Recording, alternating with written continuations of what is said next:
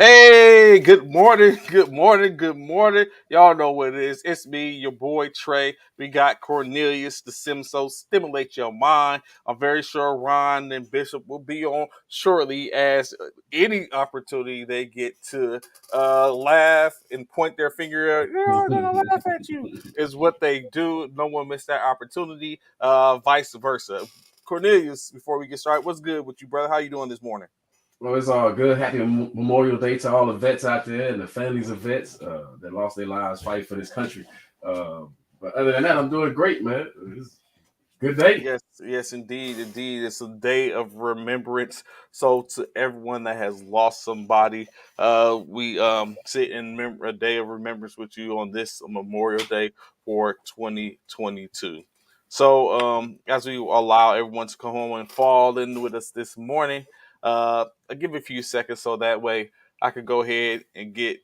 You know what, Cornelius? I don't mind apologies, right? I don't mind apologies. I think it was a time in my life, however, that I it would be dirt in my mouth to sit up to have to say sorry or have to go back on something in which I said, especially if I thought I was right. And in a moments, in a few moments, this is no different, or this won't be any different. As I believe I was right in picking the Boston's. I mean, correction. I was right in picking the Miami Heat, as we're going to get into, of course, this morning. I do feel like I had the right choice, um, but in any case, I did state, as I put posted yesterday in my Facebook page, that the Heat defeat the Celtics tonight. Hashtag I said what I said, and that it seemed to strike a little nerve in some people. Some people that actually rep Boston, other people who just think who thought my logic and reasoning was pretty absurd. In which, saying no different from yourself and Bishop, who have always say like you on something, and basically been told that I need to be pissed, or go through a urinalysis test. In which I still relented to stay with my choice of the Miami Heat in games. Correction, all the way back to when I was like 6-4. I mean 4-2, Miami, which didn't happen. It kind of turned the tide, and then we had a situation where we was looking at potentially a 4-2 Boston Celtics. I still held my ground and said, "Nah, we good." And then, just as yourself and Bishop stated, y'all did say that it would go 7 and be a Boston and win. Of course, me in grand fashion, I continued on with my uh, continue support of the Miami Heat, mainly because I do not want Boston to get another championship, and the best way to avoid that is to eliminate them before they get to the championship. However, that did not happen. So I sit here this morning, Cornelius, and because you're one of the first people on, I apologize for uh, my lack of judgment at that particular time. I apologize to Kira, who is a representative from and around in or around the Massachusetts area. I too apologize to you, Kira, for speaking such blasphemy in that sense. Annie Tallulah, Crystal, I apologize for even sending messages to y'all and talking about Boston's going home tonight when y'all just sat here at the beginning of the series when they played Brooklyn, and y'all said, saying it's Boston on yours, and discussing Shota Affinity for that, and yet I still said, even Crystal came back and said, I bet Miami is not even his team, and you're right, Crystal, they are not my team, but I just wanted them to finish off Boston, and I apologize for even coming at y'all like that. Like I said, Bishop, Ron, Leo, even Leo, and we know he's team Pelican, but even Leo discussed and said, "Hey Trey, saying you okay?" And with the side eyes face, my cousin Mark, he got on and even put up the emoji where it looks like, you know what I'm saying, like I didn't know like I don't do this and know what I'm talking about. So I apologize and, you know what I'm saying, extend that olive branch to y'all all as I recognize and realize the error in my ways and how I was slightly uh, misled, hoodwinked, led astray yesterday. And I now go forth and cheer on the Golden State Warriors as they go forth. So yes, I've said it. I've done it. My apology for this Memorial Day weekend. All I can say about um, man, I thought the Boston Celtics was going to wrap it up at 6. Hmm. Me and Bishop talked about that. Um, when you weren't on the show, we talked about, yeah, they're going to wrap it up, but they didn't get to wrap it up. I don't know, man. What can you say? Jimmy Butler. All I man, that guy. I mean, Game 6. I think he left it all out there. Game 7. Don't hold anything against you because the toughest thing is to have to make those picks. Who you riding with? But I just think Boston. I thought Boston. For me, it was them beating Milwaukee that Hmm. let me know that they were going to win. I figured whoever won that series really won the Eastern Conference. Now, Hmm. take nothing away from Miami. Miami, man, even last night, that furious comeback. Hey, Miami did what they had to do. They just fell a little bit short. But whenever you're ready to start talking about that game, I'm ready, because, yeah. And we start off with a little bit. Of course, we go back. Let's go back a little bit to the game in which, like you said, it was on. Well, of course, we're off the air because it was over the weekend and we didn't get a chance. So just to recap, the game 6, in which happened on Friday. Of course, Miami was looking at elimination. You know, what I'm saying, a closeout game for Boston, in which didn't happen. My Boston ended up winning. Correction, Miami ended up winning 111-103. In which you just said Jimmy left it all on the court, dropping 47 points. Tatum and Brown combined for 50 points apiece. White contributed with 20 points. And then, of course, what seemed to be a Everest um, Hero remained out and didn't get a chance to play. But Jimmy basically put them on his back and did exactly what we thought he would do, and kept it alive, held them off, and forced the game 7 back at home. Now, when you step forth and come forth to last night's game 7, of course, what you had is, like you said, Boston against Miami in Miami. For me, it was a quick punch in the mouth. Boston came out and was just dominating off the rip. And I started to sit up and think to myself, like, oh my goodness, like, you know what I'm saying? I'm definitely going to eat these words without a reasonable doubt. Of course, Boston came back. What's good, Stoves? Golden State Dynasty. It's likely. We talked about that before. And then but basically what it came out is Boston took off. They was off the races out early. But just like anything else, I didn't drink the Kool Aid, as we say on here a lot, because I realized, like, you know what, a lot of times what we have seen is a diminish of the blowout games, and then we've seen a situation to where it becomes competitive, especially in this Hawaii, Miami, Boston game. And so I started thinking, like, you know what, it's going to be easy. And then slowly but surely, they walked them down. And it was a 2 point game at the half. You know what I'm saying? When they was getting beat 24-9 at some point in the first quarter. What did happen, of course, 24 points scored by uh, Jimmy Butler in the first half, in which I was feeling pretty good at that point. I was like, you know what, saying, we're gonna be all right. When you look at the second half, of course, in state was Jason Tatum finished with 26 point, 10 games, 10 rebounds, 6 assists. Grant Williams 11.6 6 rebounds. Marcus Smart 24 points, 9 rebounds, 5 assists. Jalen Brown 24.6 rebounds, 6 assists. Robert Williams 2 points, 3 rebounds, 1 assist. Al Horford 5 points, 14 rebounds, 3 assists. Derek White 8 points, one assist, 3 rebounds. The Heat's Jimmy Butler 35 points, 9 rebounds, 1 assist. PJ Tucker, no points, 4 rebounds, 25 points, 11 rebounds, 4 assists from Bam. Kyle Raleigh contributed with 15 points, 7 rebounds, 3 assists. Max Strus, 8 rebounds, 8 points, 3 assists. Victor Oladipo doing what he can as best he could, 9 points, 5 rebounds, 3 assists. Gabe Vincent, 4 points, and Tyler Hero really only played 7.7 minutes in the game.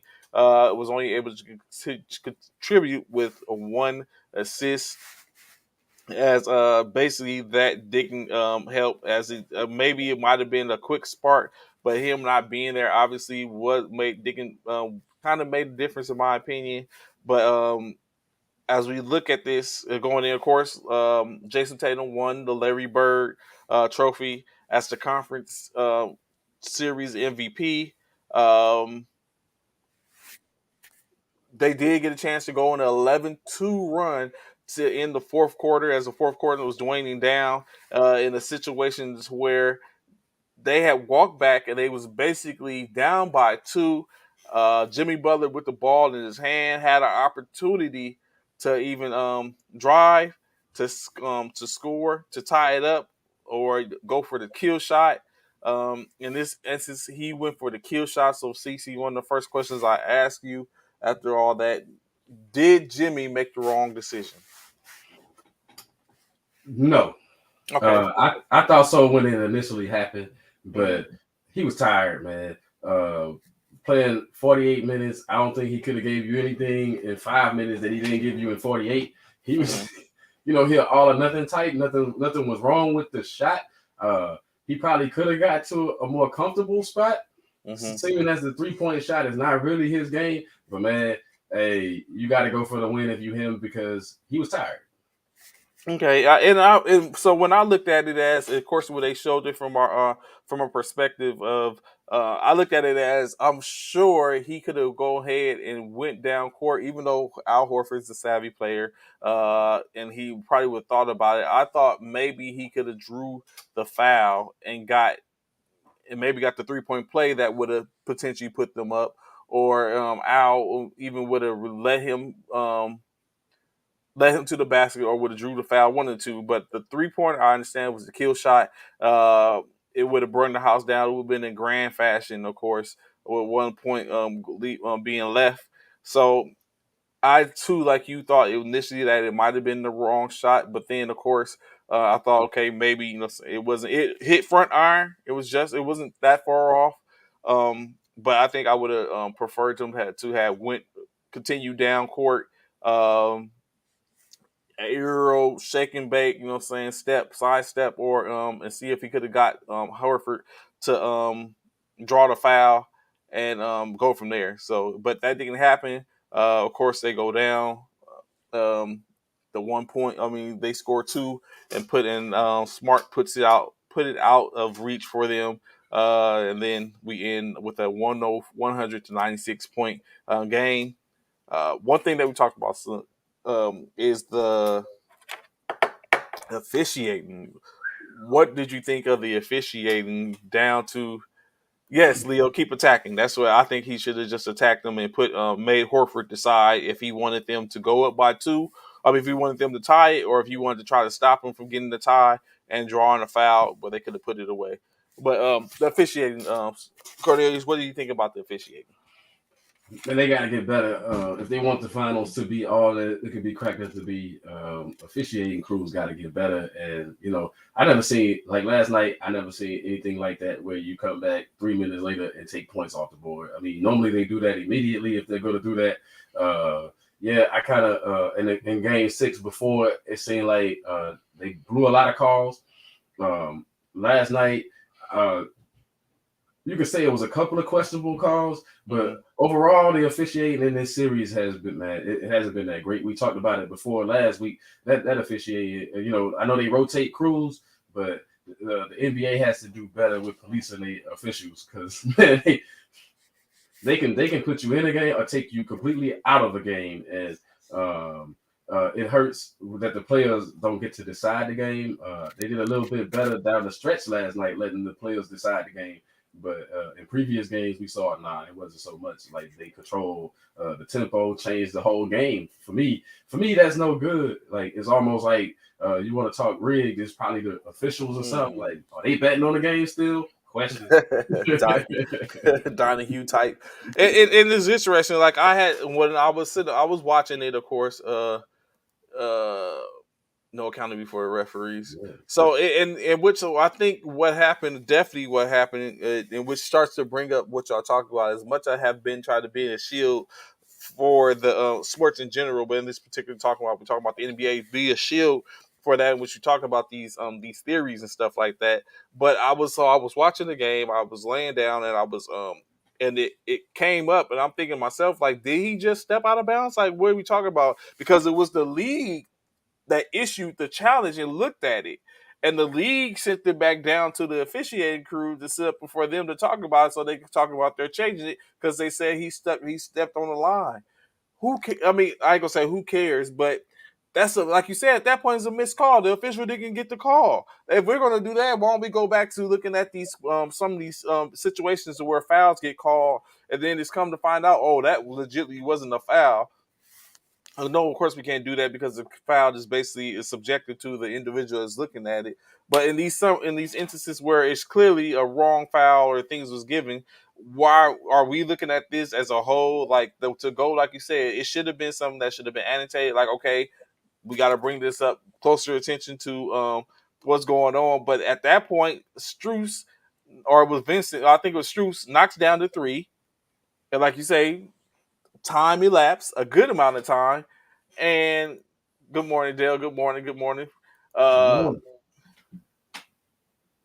yeah, I mean, yeah, it goes back to the Heaps hack. But if we would have went and looked at those 3 points, now you have a whole different complexity of a ball game. Hence, if we're in that moment, if we're at the same point where now Miami is up by three, by one, Jimmy Butler's correction, Miami's is down by one, and Jimmy Butler is presumably coming down court with the ball in his hand, or even they're tied at that point. Like it changes the whole complexity of the game in that sense. And now you look at it like they took it away. Of course, that's a foreshadowing at this point, but the whole complexity of the game has changed at this point. And I'm wondering if I can't fathom the thought of how they were even allowed to where that it is. Good morning, Freddie, sir. Good morning. Good morning.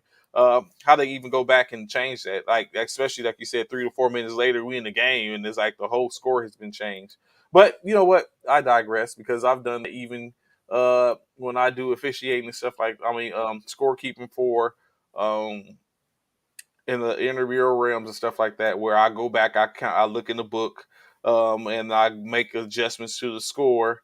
But of course, it's not the same as going back and change the score because a call was missed and the player stepped out of bounds, and they said it was not a good. It was the three wasn't converted.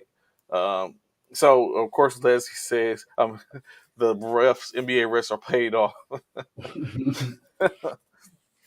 Sometimes it looks that way.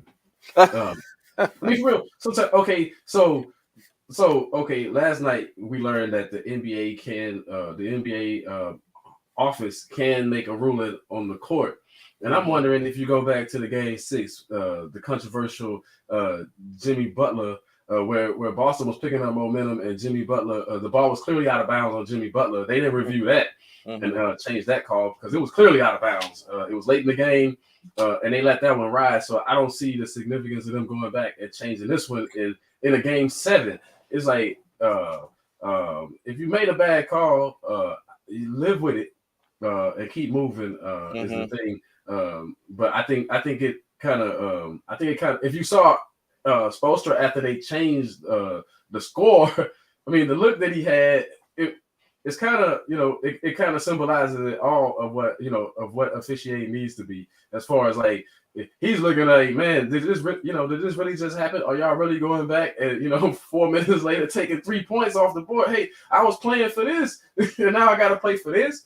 Yeah. I mean, it changes your coaching a little bit there, but I just want to put this out there. I was going for Boston because I felt like they beat Milwaukee, who was the team I thought would come out of the East.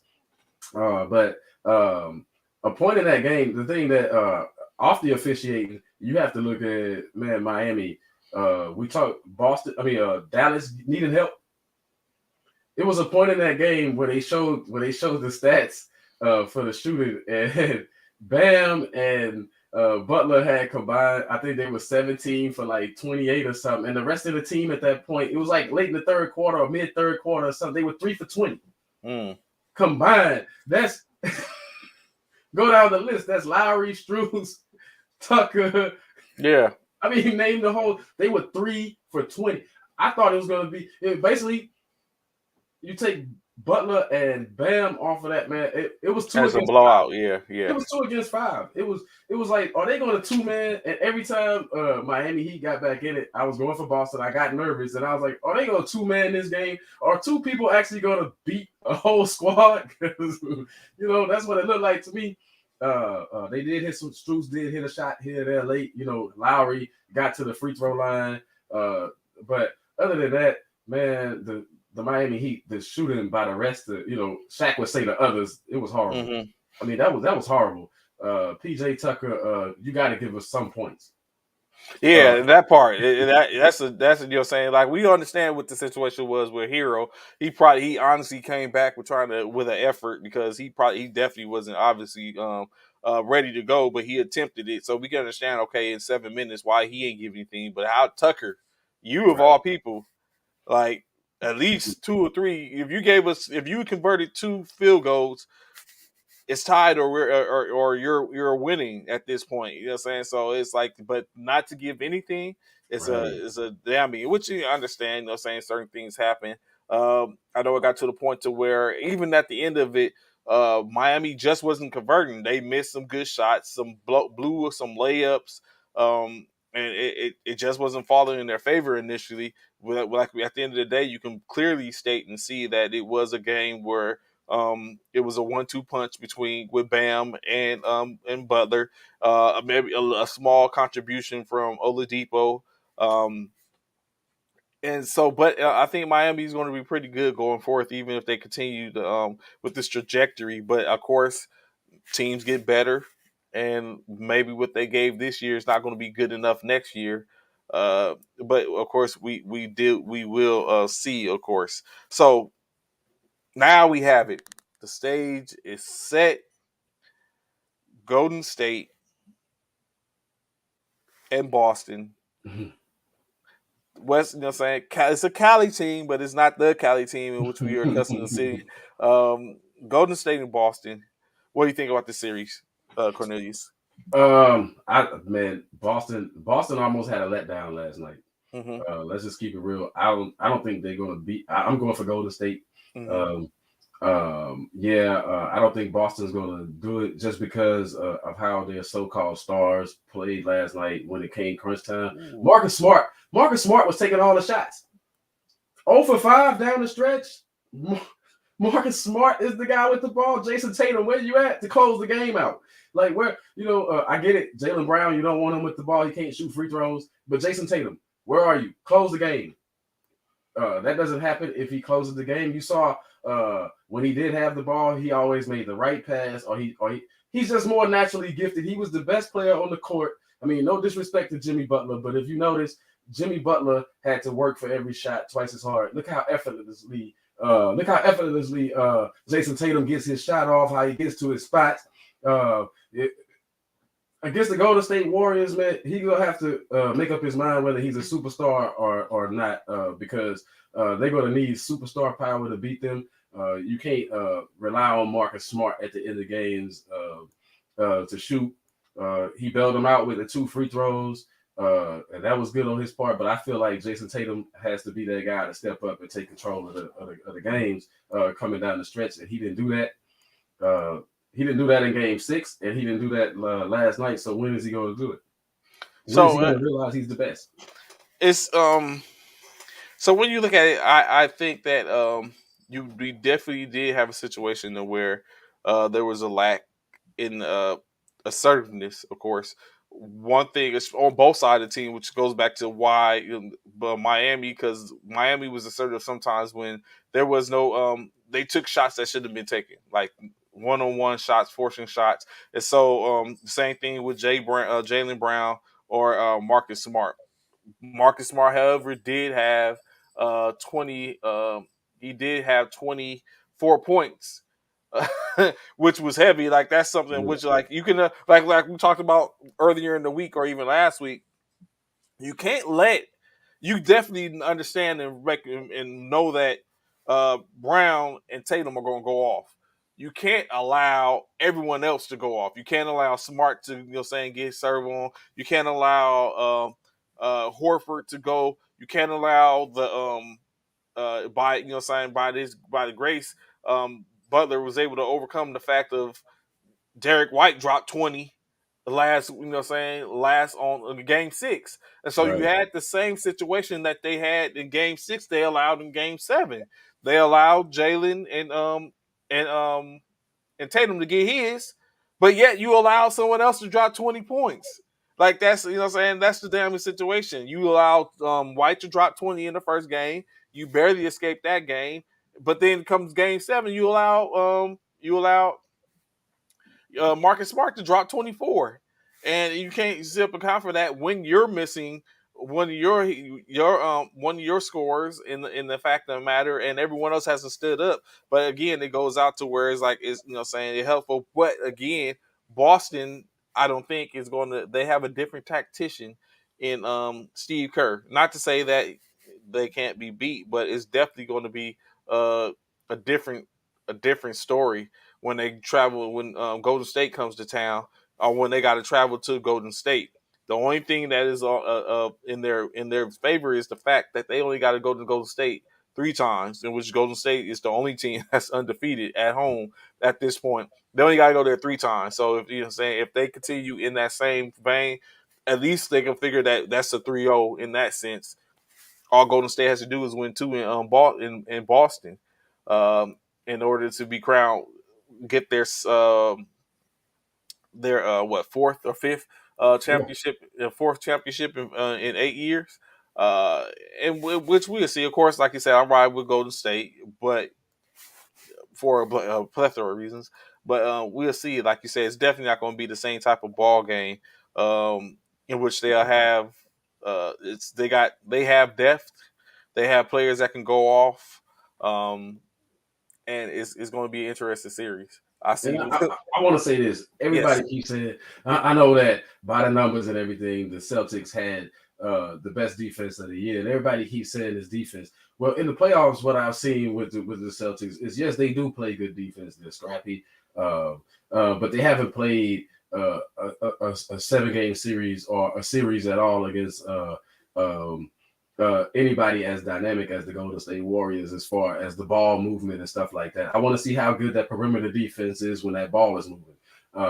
You're playing against a lot of teams that go one-on-one. I mean, it's easy, it's easy to stay in front of you guys if guys are just going to stand around in the corners and things like that. It's like you was basically watching Jimmy Butler and Bam go one-on-one a lot last night. Mm-hmm. You weren't really watching ball movement, easy cuts to the basket and things like that are really stretching that 3-point shot where, Steph can come up and he can pull it from anywhere, stretching the defense out further, opening up lanes and things like that. Clay can stretch it out also. You haven't seen Boston deal with a team that dynamic yet.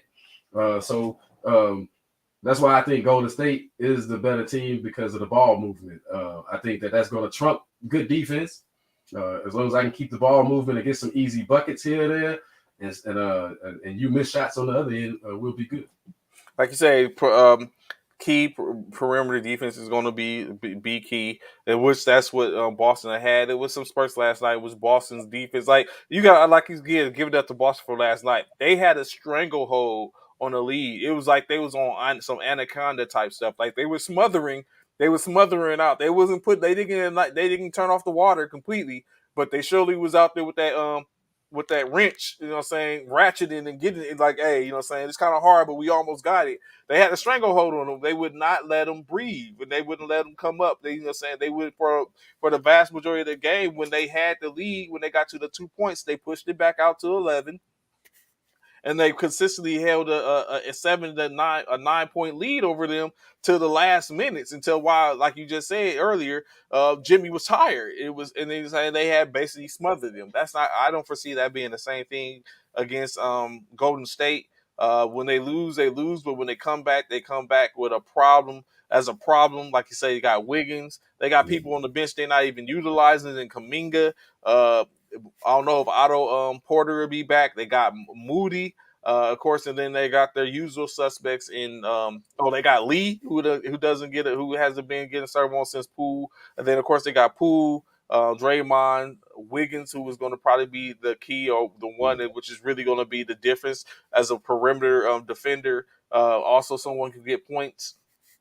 Of course, Steph, Clay, Draymond is, saying, two different factors. In the factor where he can get in someone's head, or he can basically play defense. You still has people on the bench, and if Iguodala gets a chance to play, I don't know, Wiseman is going to be able to be activated and play. So they have plenty of individuals where they can show up and possibly show out. So it's definitely going to be a thing is going to be a challenge, I believe, for Boston for the most part. And basically, you see, I know Leo said 5, Golden State in 5. Woo, that's It very well may be. I think. Wow, really? I think so. I, th- That's I a think. I think Boston. I think Boston can push it like to like 6 or 7, but I think. I just think Golden State. I think Golden State can beat them, gentleman's sweep or a sweep or something. But I don't think Boston can sweep them. Sweep Golden State. It's just like Wiggins is going to be a huge factor. But I said it Friday, and I'll say it again. The wild card to me is going to be. What can Robert Williams give you for the Celtics? What can he give you, and how he can he defend in that pick and roll? Or is he going to be healthy enough to play, first of all, and can he defend in that pick and roll? They run that little set where it's like Draymond sets that pick, and then either Steph or Clay comes off that little curl. Are they going to step out and try to guard those threes?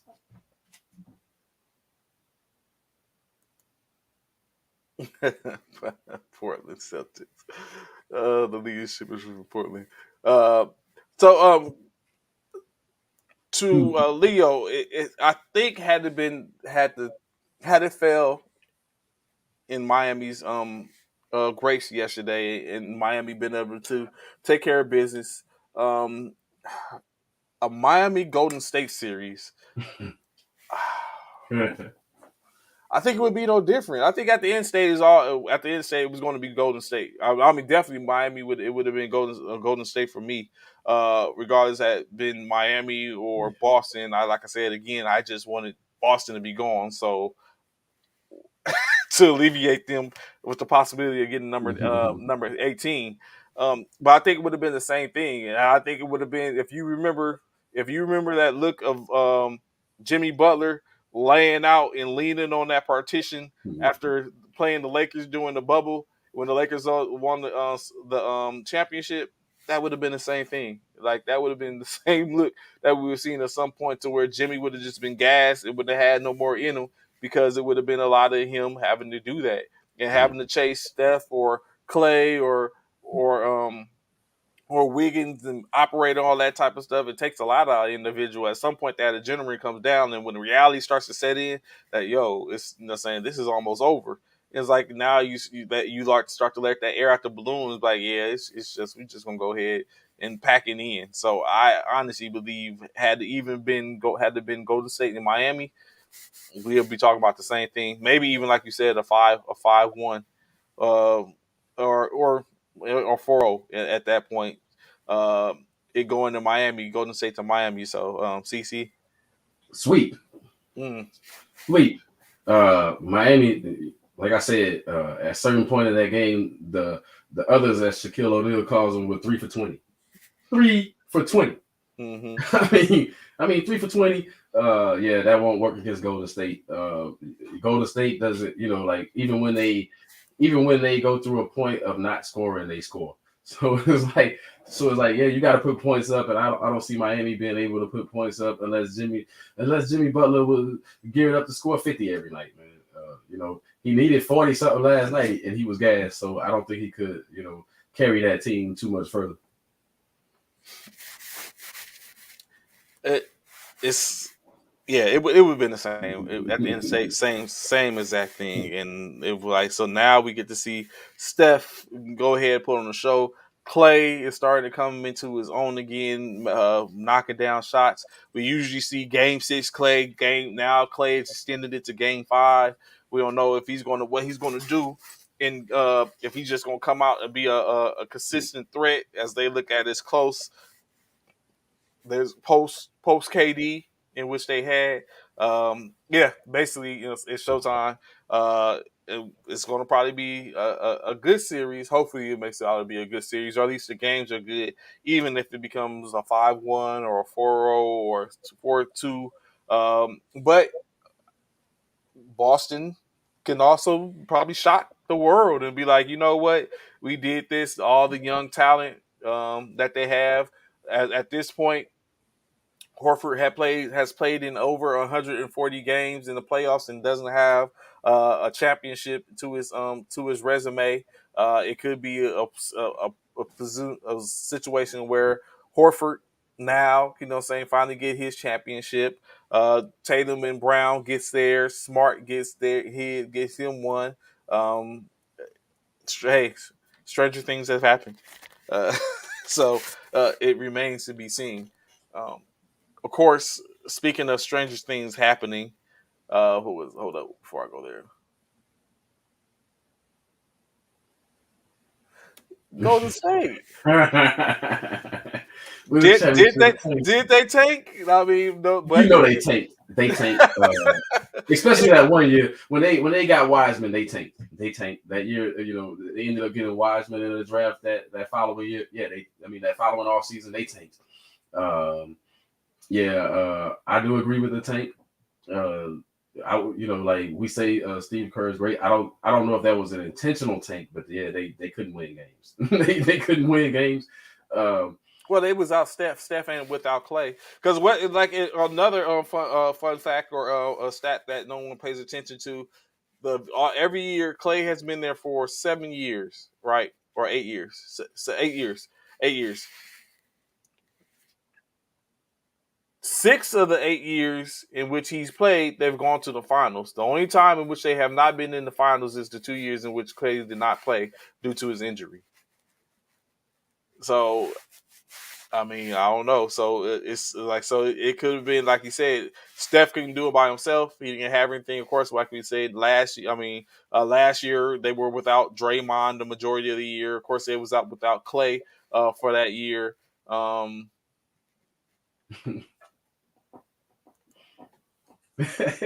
Harvard getting the ring?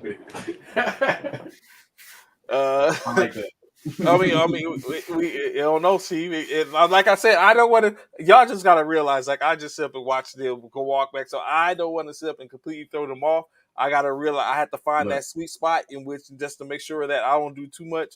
Saying, and put stuff out the stratosphere, and then it comes back and they be like, and I watch Golden State get their 18th championship, and I sit up and gotta wait for us to sit up and tie it and try to win again. So it's easier if Golden State takes care of business and knocks it down. So I'm trying to make sure that I don't go too far left until I know that the bag is secured, and then I can be like, okay. But until then, I'm not going to omit Boston. Although, like I said, I'm rocking with Golden State, but I will not omit Boston at this point. And hell, they got the first game and they playing at home. I think that's the picture is tradition for Celtics. Can they live up to the tradition? That's a lot of pressure within itself to live up to all those legends, all those Hall of Famers that have come through there. And it's been the franchise's 22nd finals. 17-4 record in the finals. That's impressive as far as the team goes, but. As far as the franchise goes, man, but this is all about it's all about who you with, who you like. Some people are going to say that Boston's defense is going to trump because everybody always says defense wins championships, but Golden State has shown you that hey, if we can put the ball in the bucket more than you, then defense is irrelevant. So, and I think they have the I'm not going to just say experience is going to make all the difference, but I think Steve Kerr knows. I think Steve Kerr knows what it takes to win, and I think when it comes down to it, he'll make the better adjustments. Also, his team is better. Mm-hmm. You alluded to it. The depth is going to be another thing. The rotation of the Boston Celtics might have to be cut a little bit shorter. You might have to see more minutes from Tatum and Brown in certain situations in the game just to try to keep it close. You know. And then when you look at it, also, man, like you don't know. Well, on the opposite side of the spectrum, at this point, you don't know who's galvanizing, who's motivating the Celtics at this point. Tatum probably got calls from Larry Bird, like you know, saying winning his award, and he probably got a call, like you know, it's probably all kind of stuff that's going on, in which people are really get standing behind them in Beantown, and it was like, hey, you know, what I'm saying, let's go, let's get this. Then they get a chance, they host the game Thursday night in Boston. I'm very sure the atmosphere is going to be high energy. Uh, Golden State know what they're going into. It's nothing like going somewhere and playing the spoiler. I got a chance to be a part of that a couple of times, and being in a hostile environment that's not conducive to your to you, and to walk out of there with the dub, is they'll say is ultimate. You said Larry gonna have to You suit have up. to do that. Yeah, he might have to. Larry ain't gonna You know, suit up, man. he So might have to.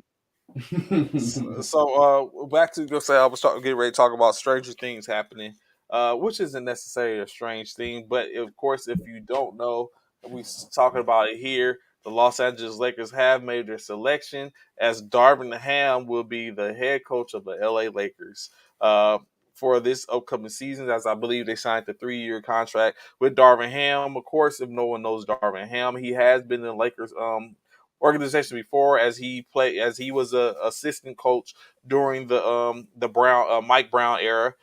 He has 2 rings in his own right. He won a ring with the Detroit Pistons in I think 2004, as well as he won a ring with the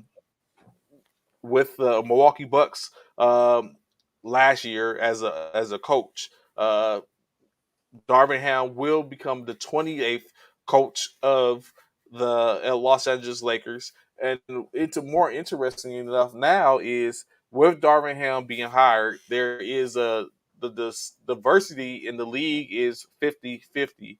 Correction. The diversity in the league, whereas now we have 15 head coaches of African American descent.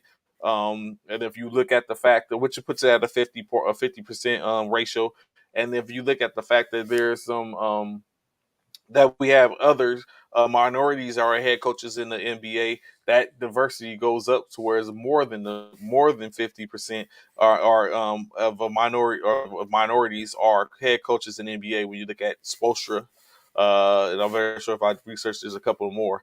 So now that's what we have it down the diversity. So I ask you one thing, a couple of things, Cornelius. What do you think about the hire with Darvin in LA in reference to any other coaches they could have got, Kenny Atkinson or others?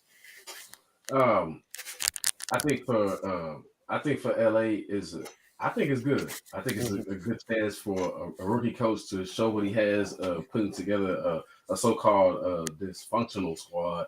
Lots of egos.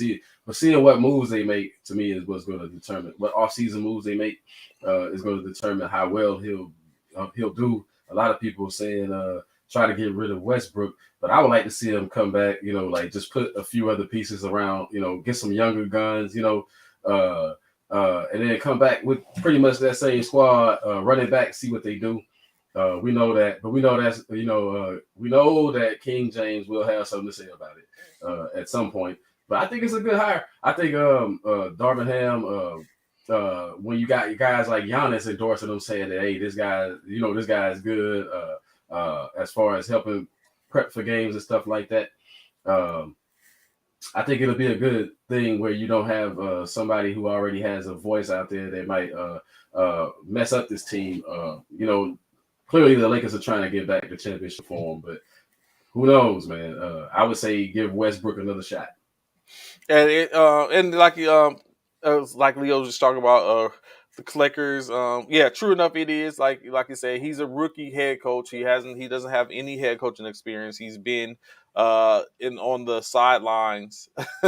We shall see. He's been on the sidelines for I think 4 or 5 years, in 6 years I think, ultimately, and now he gets his opportunity again. And I'm saying Laker blood, as he said, he's been in the organization before. He was a part of Mike Brown's and Dan Tony's coaching staff. Um, Hmm. good morning, Good Andy. morning. Good morning, Andy. How you doing? Uh, he was a part. He's been a part of their culture, the of Lakers before. Like I said, with Dan Tony and Mike Brown, of course, neither one of those years did we any of that time frame did we win a championship, but he has been around there. So I'm LeBron has already stated, saying he's looking for, saying he's up. He seems pretty motivate with Coach Ham coming in.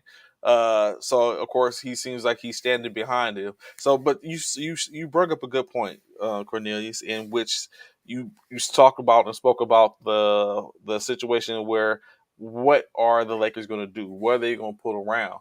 And of course, I was as I was going through looking at some of the different multiple sites in which I look at in gaining information, a certain question came about because they said Rob Pelinka and Sean Marks, GMs for the Brooklyn Nets and Los Angeles Lakers, were having a discussion in which, of course, we know that Kyrie Irving is not going to get an extension with the Nets at this particular time.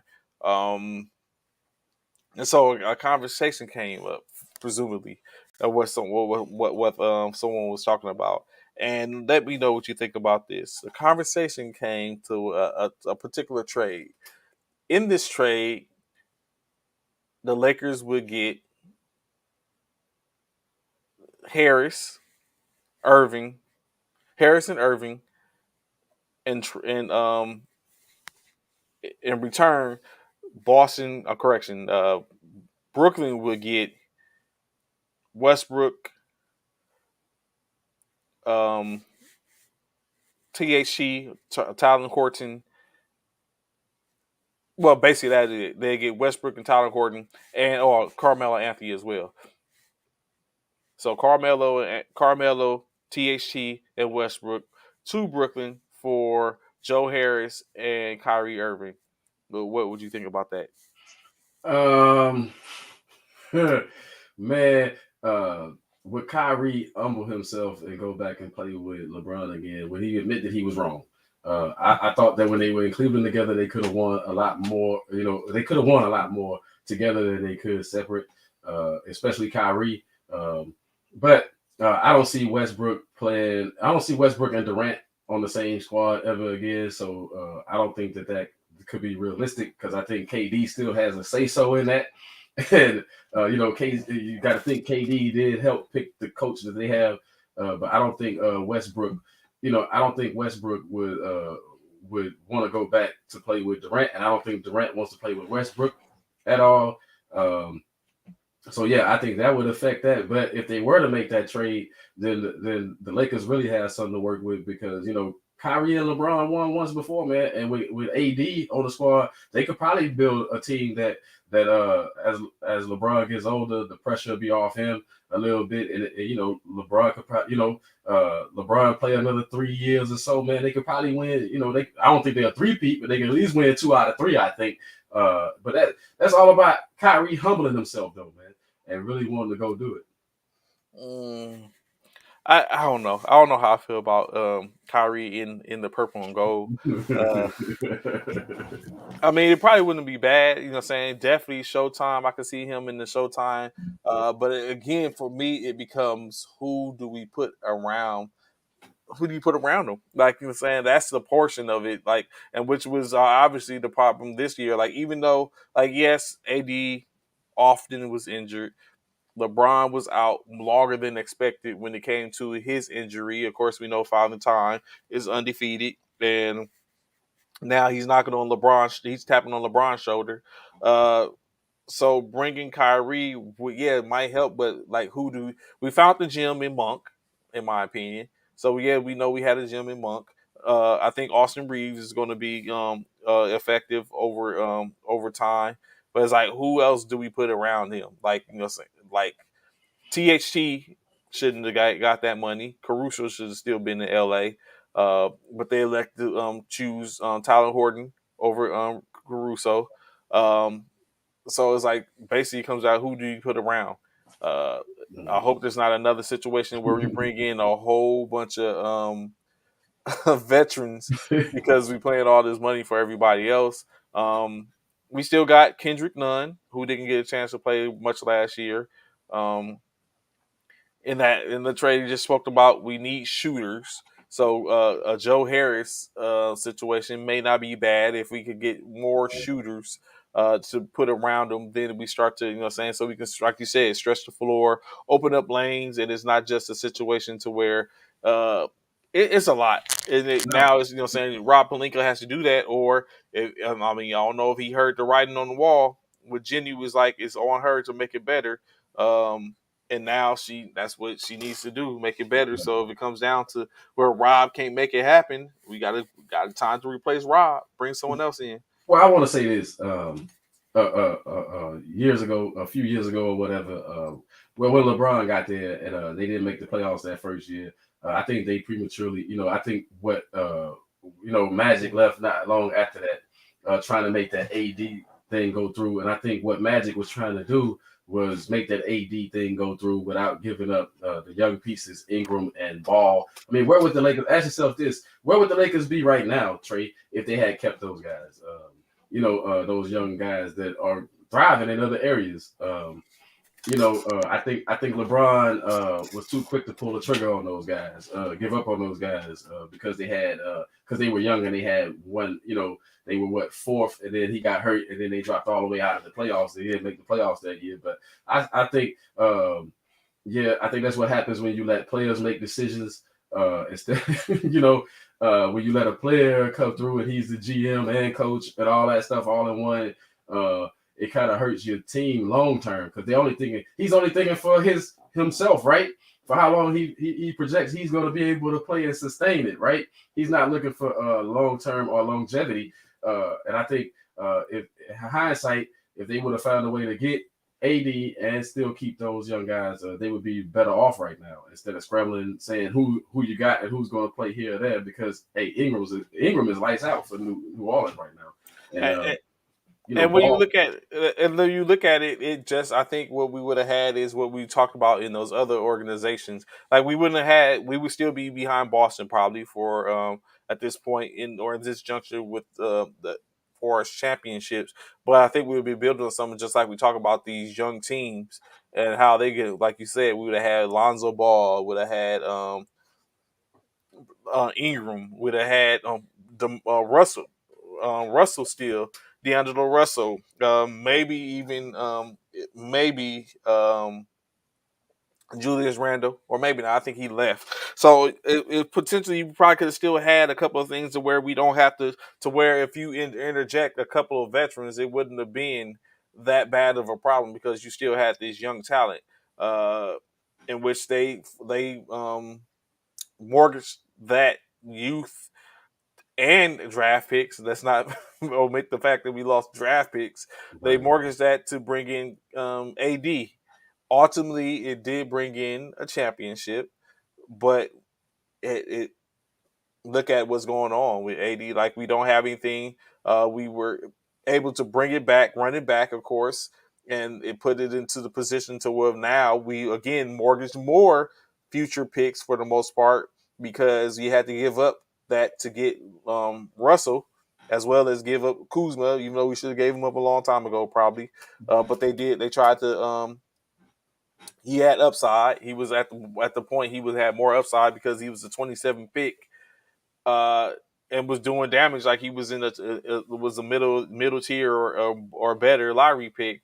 So it's like okay, it was working, and it just didn't work out at the end of the day. Which saying you got to take a chance, and you get what you get. But now, but of course, in that same matter, you learn from what it is you did. So I'm hoping Rob has learned and sees and looks goes forth. and then back to what you were saying, ultimately, I would like to keep Westbrook for the most part, uh, to where maybe the handcuffs come off, or maybe they get together, they figure out that this is what's going to make it work for the best for us at this point. But no, my problem is you got all those veterans, right? And we have said it on here before. We talked about it before, but really and truly, Trey, the biggest deal is those guys willing to sacrifice and play together. It's not just Russell Westbrook changing his game. It takes an effort for everybody to step back a little bit and say, man, this is what it's going to take to make this work. I don't think anybody, like especially on the defensive end, I don't think anybody wanted to try on the defensive end on that Lakers squad that we just saw. And it's only one ball out there, so you really got to get somebody that can spread the ball around other than LeBron. And you gotta AD gotta stay healthy. I think the biggest piece is AD being healthy. I think New Orleans saw that, and that's why they were willing to make the move, because he wasn't always healthy for them, and they were always wondering what if, sitting on the outside looking in, wondering what if. But it's funny for New Orleans because they're going through the same thing with Zion right now. They can't win for losing in that department, but I think AD. With his age and everything, man, if he can just figure out a way to sustain the season, come in with better conditioning or whatever it's going to take for him to be on the court, it'll make a huge difference for the Lakers. Indeed, yes, indeed. So now saying that so other things happening basically over this weekend. As you know, we talk about the NBA, Military Basketball Association, plenty, and they had their conference championships this weekend as well, in which anything else is supposed there can only be one. And in these two conferences, there was only one that ended up being it. In the Eastern Conference, the the Fort Campbell Screaming Eagles, coached by Coach Parker, walked away with their Eastern Conference championship, ensuring a top seed in their for their finals, as well as the Luke Air Force Base um, out of Arizona punched their ticket, and now they are the Western NBA champions as they also look to have a high seed in their championship for their go at the NBA finals. So of course that stage is set as they get ready. The top 16 teams or 10 teams, something 16, 10 teams goes to the finals. And so we'll be there in Denver as well, hopefully to go and do our thing there. Uh, Tomorrow, of course, we should have Commissioner Mike Myers II that should be on, as well as the winning coaches and Coach Paul Parker and Coach Paris Daniel to be on tomorrow to take us through the journey for this, and of course to let us know what's forthcoming, and so we can all know what to look at or how to catch it if y'all weren't able to catch it. So of course, shout out to those two installations as we continue to push the military athlete for the most part. Yes, they may defend nations and countries, but at the end of the day, service members are regular people, just like anyone else, and to tend to do regular things. So, of course, saying because to those installations, and we look forward to talking with them tomorrow. Um, but pushing in to that great. Oh, you know what? Before we go into the NFL, bruh, what did you think about Javante Davis and Romero over the weekend? Did you get a chance to catch it? No, no. Um, Man, I watched the fight, and for the most part, it was there was a lot of Javante Davis, of course, did retain his right. title, lightweight title, with a 6 round knockout of Romero. Yeah, like Leo No. said, night night. He did return his title, in which when you talk about punch drunk Cornelius, man, Yeah. he caught my man, and he walked into it for one. Like it was a couple of shots he walked into. Like Rolly just kept on, like he said. Of course, I figured punchline you gonna get on here. You think really? You think so? Punchline. So what we know and what we understand is that Davis did say Davis did say that he was going to kind of like fill him out, like, you know what I'm saying, and then he was going to unleash it. But when I was looking at it, I just seen in which, yeah, Rolly was getting tagged. Obviously, um, Tank was faster. He was faster. Of course, being a smaller person, he was even able to duck in and duck out fast enough. But a lot of stuff I seen Rolly walking into punches, like he walked into some left hands, and he definitely walked into the sleeper at the end of it to where we almost fell out the ring. Mhm. He said he could have put him away early. I don't know, punchline. Maybe I got to go back and look. I just look at, well, maybe so, maybe so. But definitely Rolly was unorthodox in a different way. The way he kept on, you know how when you go in the fight and you walk in there, but you like keep your body turned because you look like you shine away. That's his guard. Like that was his guard. I was like, how do you even get your body? Like he wasn't squaring up. It wasn't. He never had a position. Yeah, he never squared up. He just kept on. He kept on walking in like he was like I'm saying. So I'm like, how do you even? You can't even. But it's unorthodox, as they say, and that's what he was used to. That was the moniker on him. He's an unorthodox and an awkward fighter. But he didn't even. So everyone thinks he's filling them out. He could have put him away early. He shouldn't have been talking all the smack. So I didn't catch the interview. I think, but I heard about the interview. So he stated that he won 6 rounds and that he wants a rematch. Uh, Now that I did see, clamoring for a rematch after you just got knocked out is not really. that's not how You you know do he wasn't thinking straight. it. You know. Yeah. So now of course Javante Davis, as I think we talked about before, he was with Mayweather Promotions. He's leaving Mayweather Promotions, so now he's looking at going after big name fights. He wants mega fights. So of course he spoke to it last night. The Haney fight. Of course, additionally you got Shakur Stevenson is out there. Lomachenko is out there. So it's an opportunity for them. Garcia is out there, so he has the belt. So as opposed to sitting back and letting them come for him, he's going for them. So we maybe see some good things from Tank uh, in the coming year or so, 2 years to see where it's at. Lomo got disposed. Lomo lost one fight. Punchline. Come on, Andre. He lost one fight, and then he came back and handled who was it, Laura? Or who did he beat? He beat the brakes off somebody. Like you don't like low form right now. I don't know. I think that anything to put boxing back where it was, I think when you got a champion, for me, it's when a champion is calling out. It's not when people calling out the champion because you're the champ. It's when the Champ champion is calling is on out the people hunt. saying, Yeah. "I want to fight these people." Bring it back to fighting top notch competition. Several fights in a row. That'll be good. It'll be good for the sport to see the best face off against each other.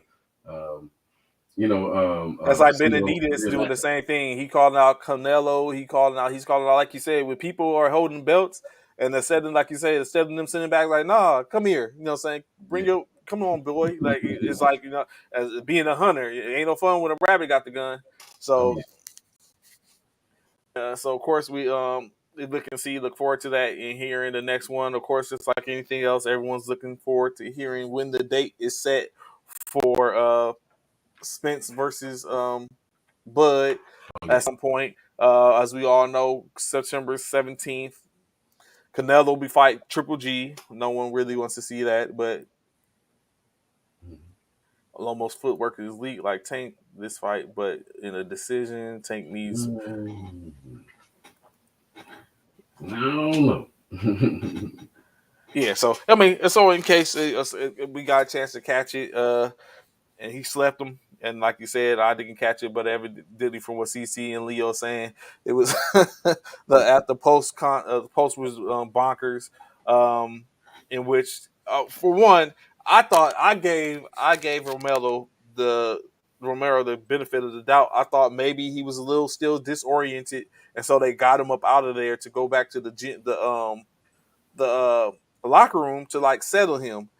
But when they's like he doesn't want to speak at this time and doesn't want, I was like, come on, bro, you can't run your mouth and then go high and be like, no, I'm not talking right now. And then of course I didn't hear the interview, but if from what y'all talking about, if that's how he came back, you might not have even said anything. You should have left it where it was and then kept it pushing and just like, no, I'm not talking. We understood, we seen what Got happened. punch drunk. So in any case, shout out to Tank Davis retaining, getting the dub. We look forward to seeing more of you later on. So going into the NFL, the NFL, the NFL, the NFL. Cleveland, Cleveland signed tight end David Ujoko to a 4-year, $56.7 million deal with $28 million guaranteed. I need some of that guaranteed money, man. They going up guaranteed. When not talking smack, you know what I'm saying? I don't get tight end money.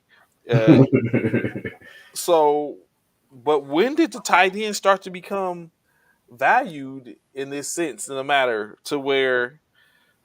So that's like seven. Well, technically, it's 7 million guaranteed a year when you look at it, but 56 million 4 years is Yeah, like for a guy that's unproven too. You know. Pharrell was just saying, he stays injured.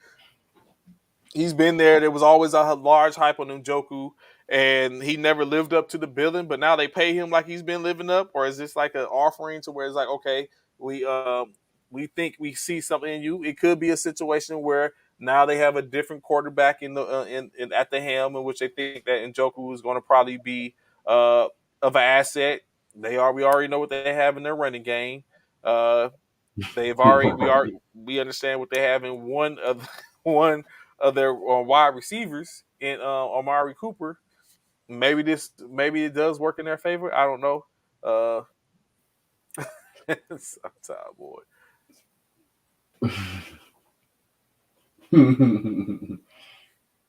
Yeah, it is that it's the AFC North. That is a trend for them as far as the Lamar and Andrews thing going. Mhm. That's his like main target.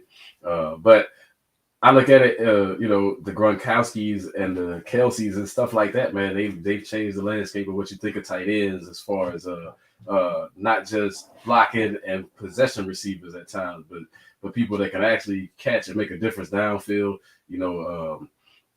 Back in the days, you saw that with like the Shannon Sharps, stuff like that, where you can actually stretch the field and be valuable in the receiving game, and also help out in the run game at times. But man, I'm not mad at anybody getting money, but I think this is indicative of what the Cleveland Browns organization is. I mean, they had a lot for years. They had a lot of early round draft picks that they weren't doing anything with. They weren't developing. Now they're trying to do it the other way, bringing a quarterback that's already developed that you don't have to waste. Whereas they still had work to do with Baker. Deshaun is already ahead of that curve. Man, all I see them trying to do is basically buy their way into maybe a playoff position. I don't see a Super Bowl coming out of it, but I think they're saying, hey, we're trying to change the landscape of what we've been. What we want to do is we want to be competitive. I think that's where they're going with this. Is we want to be competitive. Uh, when you start selling out that kind of money for unproven talent, though, it shows where you are in the front office still, in my opinion. You're still behind because, hey, you're making bad decision after bad decision. I'm not saying the Watson thing is going to be a bad decision in the long run, but I'm saying you didn't solve the thing with Baker. You still got that up for grabs, but you still trying to add pieces, man. It's like, hey, take care of one thing at a time. Like every other team, I think Belichick showed you how to do it. You can get picks later on in the draft. I mean, you can get outstanding players later on in the draft versus some of those top picks. Uh, but just paying a guy to be hurt, man, I don't see that helping your team at all. Mm. And hopefully, maybe they figure it's a year where they get him healthy and he's able to stand the rigors of the season, the 17-game season. Uh, uh, and staying in that same vein with Cleveland, what is up? Like teams are willing to take Baker, but they're only willing to take him at a $5 to $6 million clip, which means that would leave Cleveland on the hook to pay 15 million of 13 million, $12 million. Cleveland, on the other hand, is willing to take up 19 or 9 million of that of what Baker is owed in order to get someone to take him. Uh, in these situations, Cornelius, do you think it's just teams be trying to take advantage of situations, especially when you know someone is trying to remove or get rid of a player? You're not willing to offer anything, or is it to speak to the value of the player at the end of the day? Like they don't value him that much to where they'll go ahead and pay 9 million for him as opposed to put him in the organization. I think what teams are saying is this: I can get a backup for cheaper than that. I mean, I don't see him starting on any team, so I can get a backup for less money, and still have my locker room intact. I think Baker burned himself in his his case is purely his own situation. He got in his own way. As far as never should have crossed Odell like that. One, two. Like I said, it's the Browns organization on top of it. Can't just blame Baker, but they've been known to make bad decisions. I mean, you picked him first overall, and now a short while later, you saying you made a mistake, and and other teams are saying we're not going to bail you out for your mistake. You got you got to live with that, So pay up or you keep, And then, like you said, this is a good point from Anthony. Like in what you said, they're like, who's paying 19 million for a backup? Right. And but even in this case, it's not even the 19 million. They're trying to sit up and just make it 9 million, like at this point, or 9.5 million. Saying for a backup, in which key backups have been. You think at one point, uh, what's his name in New Orleans was paid 9 million to be a backup. In which but he's presumably a weapon playing commercials. So it remains to be seen. But I think the difference in the two is that they were using I know they were using the other quarterback more Taysom down Hill, Taysom Hill. They used him quite a bit out there. Within the scheme of their offense and stuff like that. So I think they overpaid him as well. If you were going to keep Jameis Winston, or if you were looking to get somebody else even in there, I think they overpaid him. But we'll see long term where that puts Taysom Hill. But I think it's two different levels right there. Like I said, I think Baker made his own bed mostly, and Cleveland know that they made a mistake and they trying to correct it. But nobody's going to pay that much for a backup, man. Like you don't even have a choice. You're a backup. It's. I think at the end of the day, like we said, of course, as we know, supposedly some of the top tier talent that's out there, or who are up for potentially be picked up in Jimmy and Baker. At some point, one of them, if not both of them, ends up somewhere. It's just a matter of when and where. And of course, when you start looking at it, if someone's quarterback, like we start seeing, you still mandatories are coming up.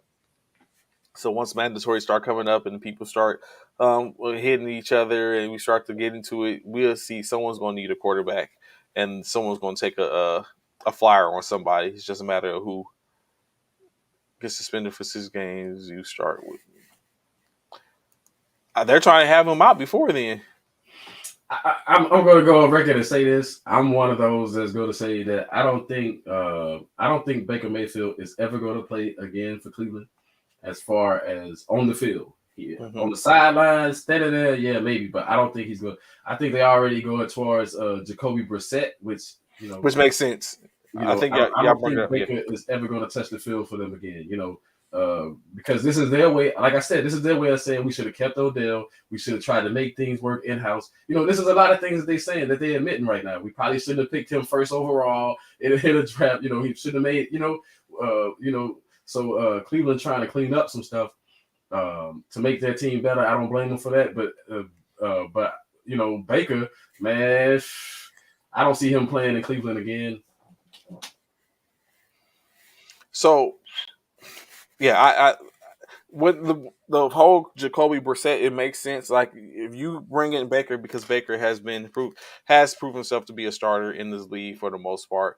But it makes sense. Like if you bring Jacoby Brissett in, why would you want to take Baker and use him in that set? Because now you take it away. Jacoby Brissett is we're trying to get rid of Baker, so Jacoby is the backup, and we don't want. Yes, Baker may be a better backup in this sense, but we're trying to move on from him, and we would need to see what we have in Jacoby because if Deshaun goes down or if he's out for a little bit, we need to be able to be confident in our backup. So it makes sense, of course, to get Breaker on. So yes, true enough. Unless Jacoby goes down or something like that, and Baker's still in that system, I agree with you, Cornelius. I don't see him playing again in the or putting donning another orange helmet on the field of No, play in meaningful games at this point. no. I just see he's going to continue on. So I wonder who's going to take him. I think he's going to be going at some point. It's just a matter of when is he going to be gone. Additionally, of course, I don't get it, bruh. No, I'm not going to even go there first. Yeah, let's go there first. Deontay Johnson, wide receiver standout for Pittsburgh Pittsburgh Steelers, has decided to sit out in efforts to get another deal. Here we go again. Here we go again. I don't get it, Cornelius. Is this the culture? Is this the way in which you're going? In which we now, because I feel like I've outpaid the contract in which I signed on to play, now I can come back and be like, nah, I don't want to play until y'all pay me more money. Pay Hey, me what I'm worth. it's working for a lot of people. That seems to be the strategy these days. All the way around, the athletes are saying, "Hey, you know what? No, I'll sit out. I'll do this." I think it hurts. I think it hurts a little bit. In some instances, it hurts you. In some instances, it helps you. Right? Like it helped. You know, the threats. Just think about it. The threats of walking away from Green Bay helped Aaron Rodgers out considerably. Right? When they realized that Jordan Love wasn't the guy. So you know what I'm saying. So it could work for people, but I think when you play with teams like Pittsburgh and New England and stuff, man, where they not notoriously known for paying you a bunch of money to be there, I think you cross the wrong teams when you do that. You saw what they did. They didn't put up Le'Veon with, Bell. with. You saw what they did to Le'Veon Bell. They didn't put up with. No matter how good he was, they didn't put up with Antonio Brown's stuff. I think you just picked the wrong team to do that with when you do that with that Steelers organization because they've been a solid organization and a winning organization, by the way. No losing records in a long time. You know, hasn't always shown as far as Super Bowls and stuff or playoffs, but no losing records for a long time under Tomlin's 15 tenure. years. So yeah, trying to get money that way in Pittsburgh that's not a smart move. I don't care who your agent is or whatever, because they've been proven not to pay It's just starting to become too much. you. It's that's man. I guess it's maybe because like I said, I'm not saying that no one should get their money. I'm just saying you should earn it. So is he saying that he's earned this money? Like just wait. Like you have another year. You still under your rookie contract. You're expected to outpay your contract. Like that's why it's tiered like that.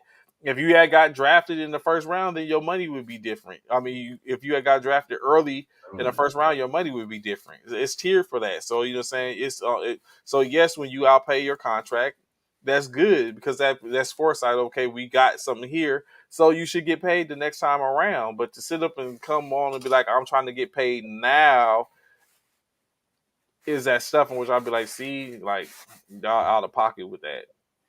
Well, it's like I think it's the culture nowadays, the sports culture, where like I said, it works for one person over here, and then it works for another one, and then so everybody wants to try to do the same thing, especially if you feel like you're valuable. But my question is, how does a receiver think he's going to get paid when Pittsburgh? Who's going to be their quarterback? Like, I mean, they got bigger. They got bigger fish to fry right now within that organization, figuring out how they're going to move on from Ben Roethlisberger. Who coming in after Big Ben? Is Trubisky gonna be that guy? And so is this young man saying that, hey, no matter who the quarterback is, I'm gonna shine? I mean, is that the message? Or I've shined enough? I don't think you've shined enough. Isn't Smith Schuster they're projected number one anyway? Like, Nah, Smith Schuster is in Kansas City now. oh, he They're left. That's right. That's yeah. right. He's gone. Deontay Johnson is their number one. He's there. He's that dude there with him and Claypool and That's what I'm thinking of. Claypool. yeah. I think Claypool. I think Claypool is better than that guy. To be honest, right now, where they are in their careers. So that clamoring for contracts and stuff, man, it's just a part of the game now. People got to get used to it. Us older people, we got to get used to the young world feeling a little bit entitled here, man. We don't have to work as hard as you did before, pops. You know what I'm saying? Like, we have brands, we have all this other stuff, pulling for us. So yeah, we don't have to work our tails off, so to speak, improve ourselves as much. Just give it to me right now. Mm, that's a good point. That's definitely a good point in what you say. So, like you just said, you said something that's key. That kind of like segue into what the next topic, which I want to speak about. When you said no matter who the agent is, of course, as you know, another trend sweeping the nation is people with money, especially in the sports world, starting uh, sports agencies, taking control of their own careers. As we know, Naomi Osaka started her own sports agency, in which at some point, Kyrie Irving came speaking about, hey, uh, how can I get on? I don't know if he was serious, but it remains to be seen. But additionally, with a little more emphasis, uh, Kanye West and Antonio Brown have started their own sports agency, Donda Sports, in which they got one of their best first clients. That client being Aaron Donald. Aaron Donald has signed on to be a client with Donda Sports, in which he stated that he sees more of an opportunity for him to do something beyond football, as well as his wife to get in the fray to be able to do some things of what she's been thinking on. So no judgment, of course, but CC, let me know what you think of an organization started by Kanye West and Antonio Brown. I don't. I Are don't you really see. are you signing? Um, yeah, like for Aaron Donald, yeah, it's a good move, and You think so? I say it from this point of view. Who Okay. knows more about marketing and branding than Kanye? Who knows? I mean, for a long time now, for about 5 or so years, people have been saying he crazy and out of his mind, but the brush still selling, the brush still moving. Shoes and clothes and stuff moving, things like that, man. All the things that he's tapped into. Um, I can't see Aaron Donald repping Yeezys or anything, but I can see that his brand really blowing bigger, right? Like, I mean, for real, like I can see that move just because of who Kanye is, and I don't think it's all about just Kanye himself or Antonio Brown themselves. I think about it's the collective of the people that they bring with them. Mm-hmm. But I'm all for the athletes. Who knows better about the game than the athletes as far as the contracts and things like that? We tend to think, we always sit back and we say, oh, we need this and that, and all that stuff, and they convince you that you need somebody negotiating for you but who looks out for other people more than an artist or an athlete who's been through it? You know what I'm saying? Who's been on the poor end of negotiating? you know, uh, Kanye comes from the world where artists get messed over all the time. They get screwed over all the time. So those insights, AB, what he just been through, shows you a lot, and still was able to make a coin. Even though everybody was saying you were pretty much done. So I look at it like a win. It's a win for guys like Aaron Donald, but I think you have to have a name. Now, if you're a no-name person, you might err on the side of caution if you're trying to build a name. But if you already have a name, I think it's a good move. I think that's where I go opposite side of the spectrum with you on that one, man. I just don't. I see everyone's like, saying, of course, Yee puts a respect on his name, a guy, saying pastor, but man, I just see like I'm a big purveyor on, of course, who you were doesn't mean that's who you're going to be.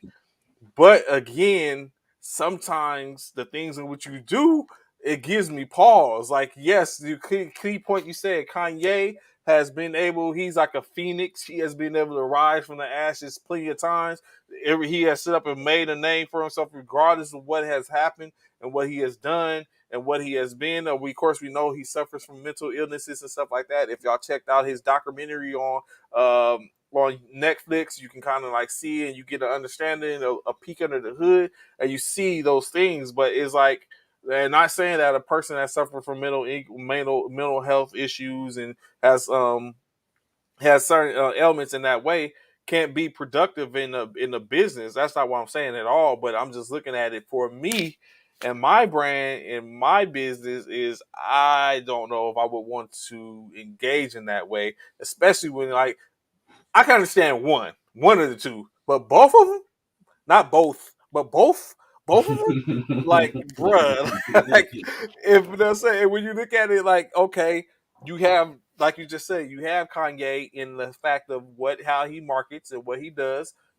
Him and his team are very good at what they did. Like Kanye marketed himself. If y'all see, Kanye did it all himself. He took his money, he did everything. So definitely a person that's saying I'm a marketer myself. So it's like when they look at it, it's like okay, I can understand like Kanye what he does. You're saying got that, but let's just say for the instance, for the sake of the conversation, AB is your negotiator. Like, what has AB negotiated for himself over the last couple of years? The only, in my opinion, what has allowed AB to still be relevant in the NFL for that time frame was the fact of what he had done as a player. But you know, saying so everyone wanted that part. It was his game spoke for him, but it became a point to where his game could no longer speak louder or be louder than him as an individual and his antics, and it was no longer. And the only thing that he had as a grace was the simple fact of even in that they was willing to take a chance in Tampa Bay on him and they brought him in because it was his. They still felt like his game was louder than him as an individual, and that ended up being a damning situation. Presumably, I mean, I guess it kind of like died down, but I'm very sure it's going to rear his head again. So when he simply say about that is like I'm not saying I don't think I'm sure that they're not going to be the people that's going forth. I'm very sure AB isn't getting himself a isn't being certified as a sports agent or anything like that. But and they're going to have other people that they're bringing in to work that portion of it. But it's just a little, in my opinion, it would be a little volatile. And I don't know if saying if different things. Some volatility is needed in some instances because saying you need to be able to know that you got people that can shake the room. But I don't know if that's what I would want. And like I said, you bring up a good point. Additionally, when you talk about Aaron Donald and him and his, he already has a brand. He's already a polarizing figure already when it comes to the sport of football and what he wants to play. But he said, I want to do other things and be more than football. And I'm not sure if that's gonna how that's gonna come out when we start looking at him opposite of that. So uh, last thing I like to say about all that, because I'm looking at some of the comments as far as things. Yeah, and you were mentioning what has AB done. I just want to comment on that. Hey, mhm. He negotiated his way into Tom Brady's house, man. I'm just saying. You know what I'm saying? Hey, you had the GOAT endorsing you, bro. You know, so that's a big negotiation right there. So I think he does have some pull, and I think he is a lot. I think he is a lot smarter and a lot more clever and a lot more interesting than we even thought. Even so, it'll be for me. It'll be a wait and see type thing. How long that lasts? Because we have just to wrap this up, we have seen on the other notes it works out for people. Jay-Z had that sports agency for a while that put Robinson Cano in baseball, got him a big contract, got quite a few people big contracts. Master P did it back in the days for a little while. Putting players in. I think what it boils down to is nowadays people just want to be around people sometimes that they can connect with, that they understand. I don't want to just lean on the culture per se, but I think Aaron Donald has more in common with those two than anybody else that he could possibly pick.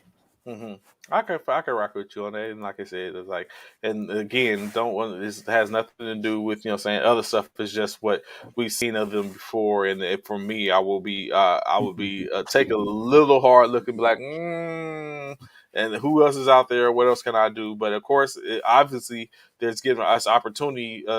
I'm very sure he's talking. It's more of an opportunity between them, as they said. He said for him and his wife to get some things done and accomplished. So of course, if you look at someone that's putting everybody on, you want to take the opportunity if they're being real and contrite with you. So I don't knock it. I just think from me, if it was me, I don't know, I would think about it, really take a hard, comprehensive look at it. So that goes to your question, Anthony Price. That's probably why he hasn't signed yet, because now he has representation, and they're probably going to go forth and look and see what they can do. Mhm. Mhm. So I know y'all talked about this over on last week, but Lamar has came and he's countered and he spoke his piece on why is his name in everyone's mouth about him missing OTAs. Of course, he simply came on and was like, "It's voluntary," and so the only and then to get went as far as to say the only reason it's an issue and you're talking about it is because it's Lamar. You So think that's it? I think so. so you agree with it? I agree with that somewhat, but I also know that the contract thing is out there. I think that's the biggest reason why people are talking about it. Like, is that going to him being one of those guys that's always shown up since he's been in the league to the voluntary to voluntary workouts, and now he's not showing up to the voluntary training. I mean, what do you think about that? Like, what are people supposed to think? This is you are participating in sports. Everybody's watching you. You have fans that want to weigh in, and it just comes down to everybody sees that know you have offers on the table, but you haven't accepted. You turned down the offer. So does that mean that you're going to hold out? I think the Baltimore fans really want to know: are you going to hold out? Or are you going to show up? I said he'll be there for the mandatory workouts and things like that for Yeah, training he camp. got a choice. That's he started getting in his pocket at that point. Yeah. Yeah, I think he'll be. So I don't think he should worry about it. But I do think that's just it's the culture right now, man. It's the sports culture that athletes are not just taking flack. They speaking, they talking back. They're not just taking all of the talk, man.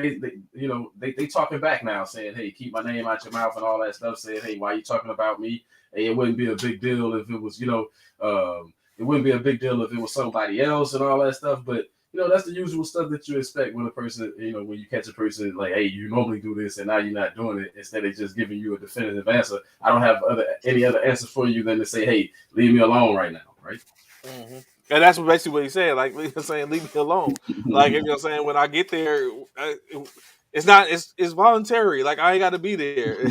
Like you're saying, I can volunteer to be there. Just hold your horses. Like that old saying, it's not a problem until it's a problem. It's not a problem yet. Right. When we're weak into mandatories and I'm not there, then y'all can sit up and start speculate. But until then, just hold up a second. So going back a little bit, right, Cornelius. Um, as we talk about teams, stuff like that, building organizations, building unit squads that could be helpful. So what I have here is a little list that was compiled of the free agents. If you was to put the free agents that are still available on the team, what it would look like. So I won't go over a couple in which offensively and defensively, of course. And just like to know your take on that. Of course, free agent quarterback Cam Newton. Um, and these are the starters. Running back Devontae Freeman. Mhm. Wide receivers Will Fuller the third or the fourth. Odell Beckham Jr. and Emmanuel Sanders. Tight end Rob Gronkowski. Staying in the skill positions. Defensive tackle Akeem Hicks and Larry Angojobi. Defensive ends: Jason Pierre-Paul and Carlos Dunlap. Linebackers: Anthony Barr, KJ Wright, and Dante Hightower. Cornerbacks: Fabian Monroe, uh, Jack Rabbit Jenkins, Chris Harris Jr., and safeties: Jarquiski Tart and Landon Collins. If those individuals were a team in themselves, do you think they would be able to compete? No, No. Ooh, no. not at all. Uh, I'm gonna say Cam's done. Um, That's where we I'm just start. gonna put that Let's out start there. at the let's start at the quarterback. You're like, Yeah, yeah. Cam may be a formidable backup now at this stage of his career, but he's pretty much done carrying a team. There's no knock against Cam. It's just that he did it for so long in Carolina, and they couldn't win the big one. I think he reached his peak already. I think once you reach a certain point, it's only either you keep it steady or it's a decline. And right now he's on that side where it's definitely a decline. Um, I blame one himself for that, but I also look at the way the Patriots used him. It's hard to recover from that. As far as they were going to run him in the ground, they never planned on letting him be a passing quarterback. They proved that they were going to run him in the ground, and I think that's what's happened to Cam is that he's been running the ground, man. And now it plays on him psychologically that this late in the career, everybody's saying that, hey, he didn't develop this much as a passer when he was an MVP of the league. I think all that stuff catches up with you. I'll start there. And then Freeman, that's another one. I don't even know. He's been playing so long, man. Can he still hit the hole? Can he even get through the hole? With the speed of defenses, man. So I just look at those two. You would have to have more. I don't think competitive, if we're saying competing against the Jets and the Jacksonville Jaguars, yeah, but as far as being competitive, no. No, and, no. and I get it. It's one of those things where there's a small amount of players that are still out there, which you can be like, okay, yeah, they're going, and that's exactly what you're looking at in this group. A small amount. Of course, we think in certain aspects, there's going to be a situation where I could almost assure that everyone is waiting for a recovery for Odell Beckham, and then to start calling him in once his recovery to see how well he is, which is unfortunate for him, but he'll get his day. I think again, it's Oh yeah. just a matter of time. Out of Um, all those that you named, I think Odell will be on the team. I think like he'll be on the team. The Rams reportedly still wanted him for a while, right? Then they mhm. still want him. Then McVay say he still wanted him there. So I think if he doesn't pick him up, I guarantee you, I bet you Tampa Bay will pick him up. They'll give him a shot. Um, Oh yeah, because Brady's famous for going after the vets that have played and that somewhat understand him. So I think any team would take OBJ on that list. Uh, Anthony Barr, I live up in Minnesota, so so I've seen him play real good, but I don't know what he still has on it, man. If he's still he's sitting there for a reason right now. You know. and ultimately, what it comes down to, as well as I was about to say, as long as OBJ doesn't end up in New Orleans, I'm fine. Like, we'll stop. Hey, that might be a stop. Hey, home, sweet home, right? Wouldn't that be like going home for him? Yeah, Hey, it's just something about sometimes when the player goes home, when the right player goes home, things happen. nah, we don't want that. We don't want that. Can you imagine him, Thomas, and Landry Oh, that would be yeah, and that would be Olave? Like, that's and then they like, we know, stay away yeah. from home. Hey, Kamara, oh man, out of that backfield, yeah, that would be horrible. That would Yeah, be so horrible for leagues to have to try to match up with it, yeah, yeah, exactly. You know, like saying you, it's And with someone like Jameis Winston, who's not afraid to take chances, mhm. who's To not put the afraid to ball. take chances. See, look at that. Look, you see how I do. See, they getting just like y'all Cowboys fan. Look at it. Look at you. Then you gonna have to throw the Cowboys in there. That because that's what that's just like who that like it's that's what happens. Like, you say something about it, then here come who that is. But Leslie, that's what I just said. OBJ to the Bucks, man. Don't be surprised if that happens. Don't be surprised. So, kind of segue in which 30 TDs. You can say that, but you can't forget 30 INTs as well. 30 for 30. Nothing happened. Basically, he's just uh nothing happened. Anthony just basically Lamar is just stated that he it's not mandatory yet. When it's mandatory, then we'll look and see. Um, so top three teams, Cornelius, if you can, top three teams that did not make the playoffs last year that are going to make the playoffs this year. Who do you think that is? Top three that Yes, didn't make the playoffs that last are year. going to make the playoffs. Yes. I would say the Denver Broncos. Uh, I think they'll be at the top of that list because of the move with Russell Wilson. How good can he make that team? I think he's going to at least make them a playoff team. I do agree that the Saints. I think the Saints have they showed that they can hang with the Bucks. Who was one of the better teams last year. They showed that they can hang. They got a good defense. That defense comes back and wreck shot like they had been. You look at the Saints and outside chance. I want to say I would go with the Indianapolis Colts. Mm. Yeah, they were just a Carson Wentz mistake or two away from being in the hunt last year. So I think with Matt Ryan, I think they'll get it done. Backup Nick Foles. If Nick Foles has to come in and take over, I think they'll still be good, especially with that running game and that defense. I would say the Ravens, but here's the thing with the Ravens: there's going to be a lot of competition in that AFC North. There's no promises, and it depends on if Jackson is healed all the way. I know they've been a force before, but how well is he going to play coming off that injury? So so kudos to all the ones in which y'all said. I definitely agree with. I hate the fact to be saying this. The Saints. It's just that thing. You know what I'm saying? So yes, the Saints, of course, I can get down with. Um, uh, Indianapolis, long shot on the back end, but I think it's one team in which everyone is missing. I hear the Broncos. Okay, I got it. The Dolphins. I think the Dolphins are going to be, but I think the one that's missing, and that honestly might be actually better than even the Saints pick, is the Chargers, the Los Angeles Chargers. um, I think that.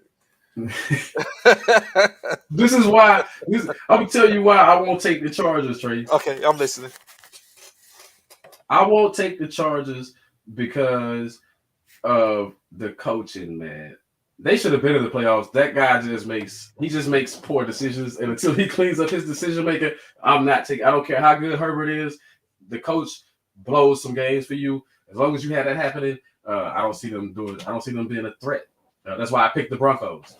So I think now what it happened, because yes, their coach did, like they got rid of Lynn. Lynn is now in San Francisco. They brought in, I forgot their current coach's name, but then he did make some bad decisions. Are we going to say that are we going to say that him going for the gusto and gambling in that game against the Raiders, in which they could have got in? Are we going to say that he botched that? That was his fault? No, but it was a couple of other games. Prior to that, it was a couple of other games prior to that gave them a better chance, and they wouldn't have been in that situation at all had they capitalized on it. But he just made me, man. Sometimes it's wise just to punt the ball. Like there you go with your punter right there. That's a plug for your punter thing. Sometimes it's good to punt the ball instead of going for it. Like you're on your own side of the field and you're going for it on 4th and 5. I don't understand your thinking. What do you hope to accomplish? So it's just stuff like that that bugs me about they coaching, man. It's coaching. I think it simulates to the same thing in which Jimmy took the 3. Like what I'm saying, it's like you apply pressure, and then if it goes if it goes your way, then what I'm saying, kudos. But of course, when it doesn't go your way, the only thing that you can see is like, yeah, that was a bad decision. and it was saying he's done it plenty of times, and I think it was a gamble, but he tried to apply the best pressure as he could, and it didn't end up working out for him. But of course, now he has a hellacious defense on paper. Mhm. I don't think they added anything really except to help their offense, except for they brung back their core in Eckler, Allen, and Williams. Uh, Good receivers. yeah, he got good because Williams is a 50-50 ball. He's a 75-25 ball when it's up in the air on that sideline. So they have a consistency, but I just don't think they brought back anything else that can help them. They definitely concentrated on defense, in which they have a Bosa, Mac. Yeah. They got problems on defense. So I mean, it remains to be seen, of course. But yeah, that would be mine. Is the Saints? You know what? It's Saints in San Francisco. Oh, you know what? I'm not going to do any talking yet. I'm not going to do any talking yet. I still got to make sure that we good at quarterback. So I won't do any talking yet. But I just saying Saints in San Francisco. I do. It is in my I head. want to say, I want to respond to Leslie right there. No, they Let's go. didn't make the playoffs. Lamar Jackson got hurt. Their season went down the drain. Remember, it was the Bengals and the Pittsburgh Steelers representing out of that division. So yeah, so it remains to be seen. So I'm not gonna do any talking, Leo, and all the Saints fans, in which I know that are out there that are listening and probably saying who that and dancing around second line and all in their living rooms and stuff like that. I'm not gonna speak too much on it right now. But of course, I will leave it at that. Saints in San Francisco. Saints in San Francisco. Uh, Another thing in which I have. So I have a question. We're going to basically go with this one, as we always have done. Cut to. I got 5 receivers for you, CC. 5 receivers. And I think this is going to be a hard one. 5 receivers. I need you to cut to, so that way you can have three wide receiver set. 5 receivers that you have that you got to release 2 from your team to create your 53-man roster. 5 receivers. Terrell Owens, Larry Fitzgerald, Calvin Megatron Johnson, Randy Moss, and Jerry the Goat Rice. You got to Cut cut two. two of those. Cut two, CC. Let's go. Well, right off the rip, I'm cutting. I'm cutting To. Uh, What? this is why I'm cutting. No, the This is why I'm third cutting To. best. This is why I'm cutting To. Though his Okay. numbers are spectacular and though he's good, uh, he doesn't. He didn't know how to win, and not being able to win frustrated him to ruin locker rooms. I'm also the reason why I keep Fitzgerald is because, man, longevity is a thing. Like one of those Jerry Rice guys, man. Durability. Larry Fitzgerald was for the most part durable in his career. To had some injuries. And the other person that I would cut for, I mean, it's a hard choice, but man, I'm cutting Moss. Yeah, I'm cutting Whoa! Moss. And this You're is why I'm cutting cutting number Moss. 2 and 3 in NFL history. This is why I'm cutting Moss, man. Great player. I liked Randy Moss when he was playing, but I couldn't live with some of the productivity on the field, man. He didn't go all out all the time. Imagine if Randy Moss went all out all the time. We probably wouldn't even just be talking Jerry Rice at the top by himself. You would be talking Randy Moss, but he took plays off, man, and he admitted that he took plays off. I mean, you know, but what he did was still good enough to get him into the Hall of Fame. So let that sink in. You know what I'm saying? I think Calvin Johnson left the game. Like he said, he didn't want to injure himself anymore or playing for nothing in Detroit. His loyalty to Detroit. But I got to take Megatron. Who wouldn't take Megatron? He was like, to me, Moss, a better version of Moss. Ooh.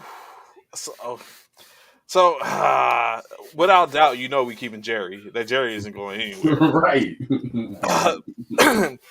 But like you just said, the other 4 have a different aspect. Uh, to the game. So of course, like you said, I see Leslie say he's cutting Moss and To. Mm-hmm. Oh man, I don't know about cutting. Like we're talking about number 2 and number 3, but I guess when you look at the culture from a culture standpoint, or you know, what I'm saying from your for your locker room, maybe you don't want a To or or a Randy. Like you know, what I'm saying we can forget Randy had a whole kidnapping case. But you know what I'm saying? But and then he did take plays off, but in his later years in which he start playing, he was a problem and he showed it. In which, of course, like you said, got him into the record books. In which we look at To and Randy Moss are basically sit second behind Jerry Rice, who we all considered the GOAT of wide receivers. Um, Calvin Johnson just got in last year. Randy Moss and To are in.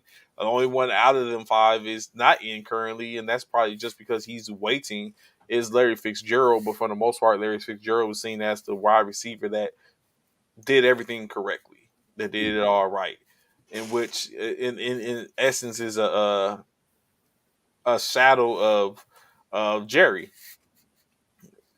So I would keep. I'm going inverse, of course. So I would keep Larry,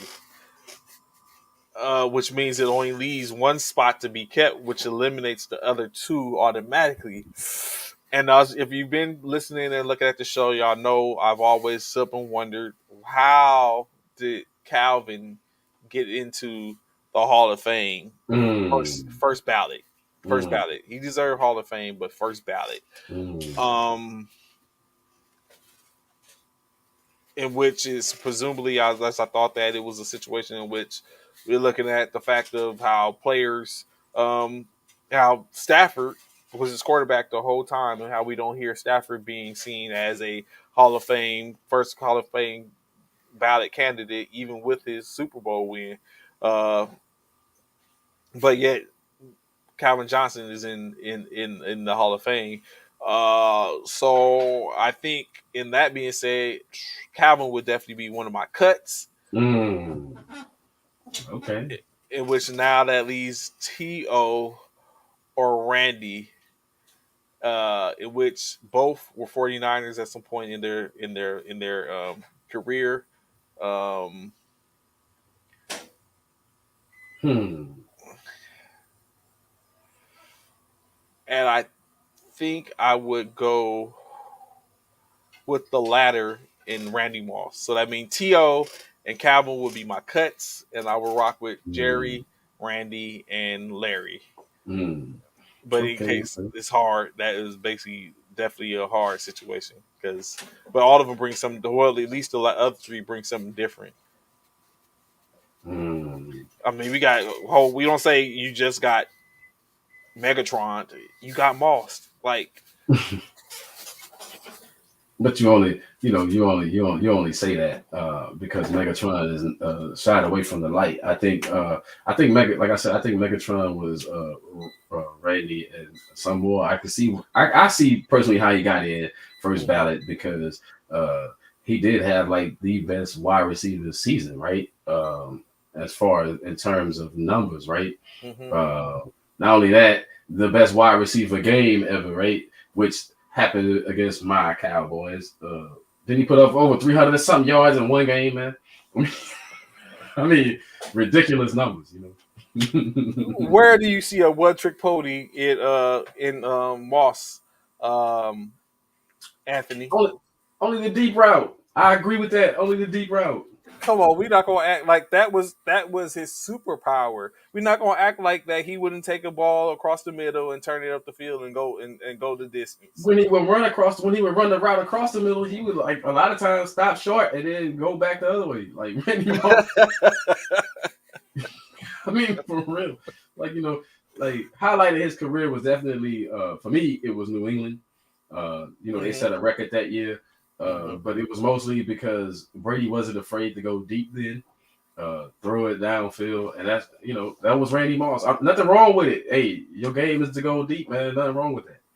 But Yeah, when you look at a wide receiver in height taking the top off the defense, and going to get it. Like that's like true enough. You know what I'm saying? Maybe he was a one trick. No, he was not a one trick pony. But that was He just pretty that much was was. just that was just his superpower, and that's what he did. No different from Cheetah getting routes across the middle and turning it up and going. That's his superpower.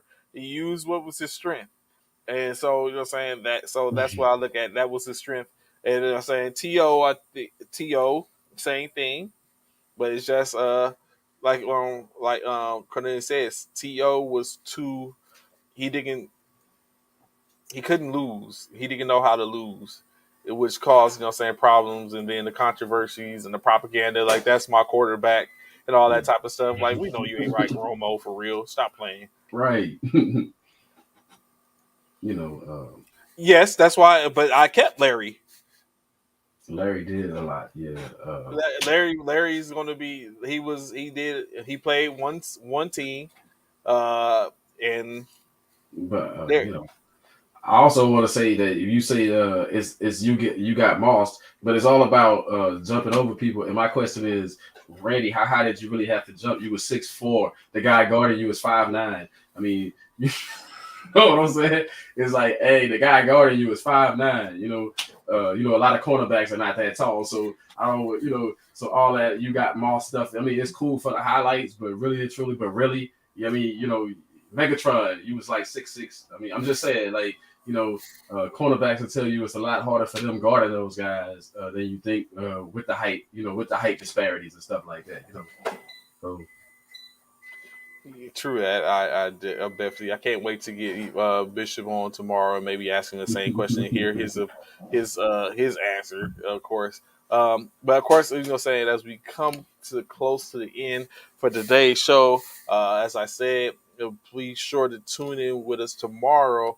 As any other time, like we said here, Monday through Friday, 09 to 1100 or 9 o'clock to 11 a.m. We look forward to having the representatives from the MBA, that's the Military Basketball Association, as they talk to us and tell us about their trips over the Memorial Day weekend to Vegas as well as Phoenix City.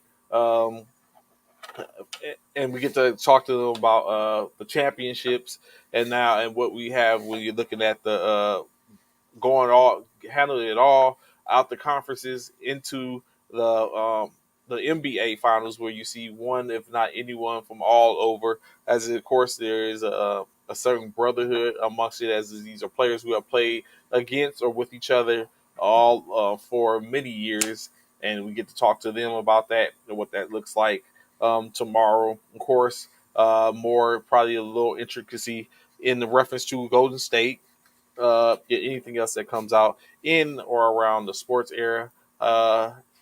Cornelius, what we got to look forward to tomorrow for the Sim Show? tomorrow on the Sim Show, of course, the people's coach. I'll be encouraging people to keep their heads up through these tough times and seek